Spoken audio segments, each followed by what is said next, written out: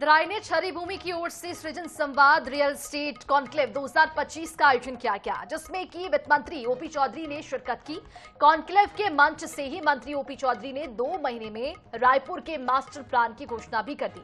साथ ही कहा कि आने वाले दिनों में प्रदेश में जमीन की गाइडलाइन रेट पर 75% स्लैब कम कर दिए जाएंगे।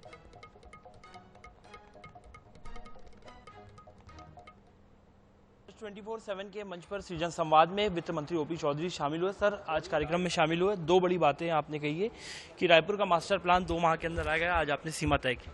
नहीं, देखिए, जो मास्टर प्लान है उस पर कई विसंगतियां, कई त्रुटियां हुई हैं और जिसके कारण अनेक लोग गलत तरीके से प्रभावित हुए हैं। तो उस दृष्टिकोण से वर्किंग चल रही है और विद इन हमने एक टाइम लिमिट तय करने की कोशिश की और रिजल्ट भी उसमें देने की कोशिश करेंगे कि विद इन 2 मंथ्स हम उसमें जो अप्रोप्रिएट चीज़ें हैं उसको सुधार लें। सर, रजिस्ट्री को लेकर आपने 75% स्लैब को कम करने की बात कही है, इसको लेकर रजिस्ट्री के अननेसेसरी रेट्स, गलत तरीके से रेट रख दिए गए हैं। रोड के एक किनारे पे दूसरा रेट है, दूसरे किनारे पे दूसरा रेट है।